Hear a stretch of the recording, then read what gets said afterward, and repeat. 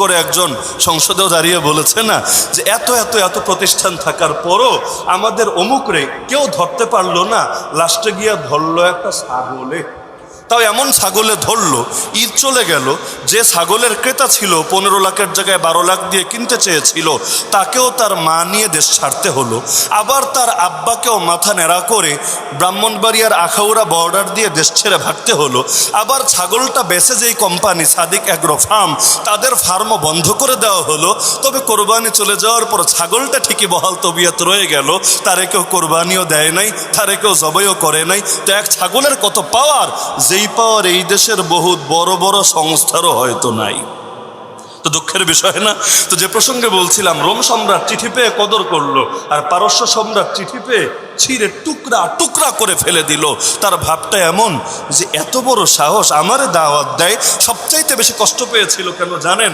কষ্ট পেয়েছে এজন্য, নবী চিঠি শুরু করেছিলেন এভাবে, মিন মুহাম্মাদিন রাসূলিল্লাহ ইলা কিসরা আযীমি ফারিস।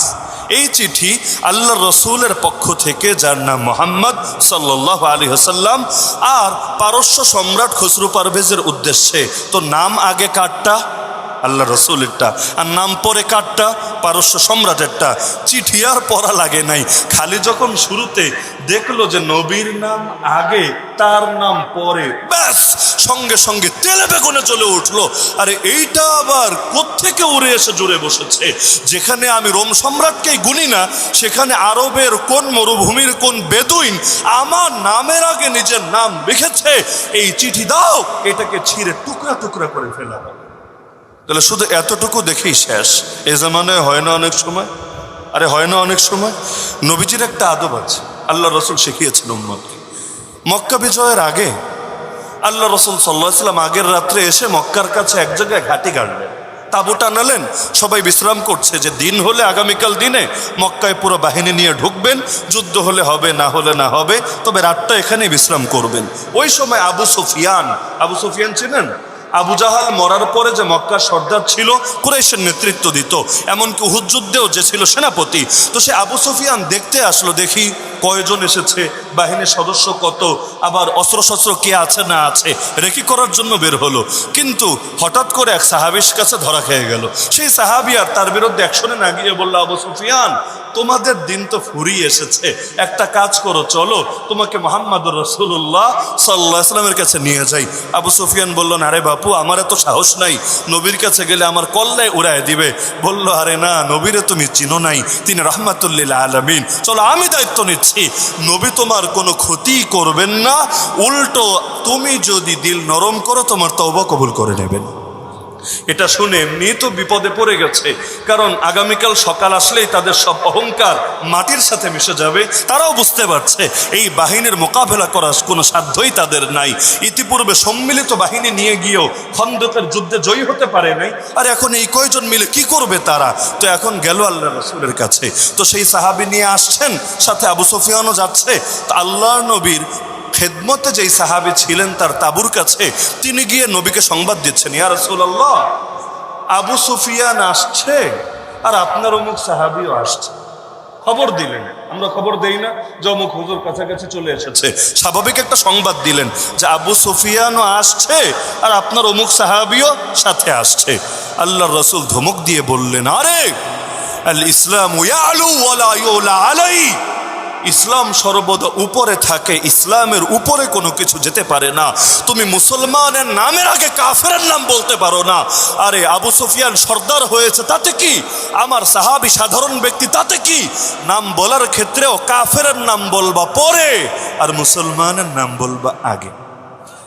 এবার সেই সাহাবী ঠিক করে বললেন, ইয়া রাসূলুল্লাহ, আপনার অমুক সাহাবীও আসছে আর মক্কার কুরাইশের সর্দার আবু সুফিয়ানও আসছে।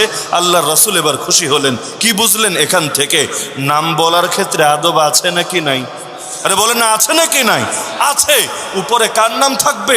যিনি বেশি সম্মানী। কে বেশি সম্মানী? যার হাতে পাওয়ার বেশি, যার হাতে পয়সা বেশি, যার হাতে ক্ষমতা বেশি?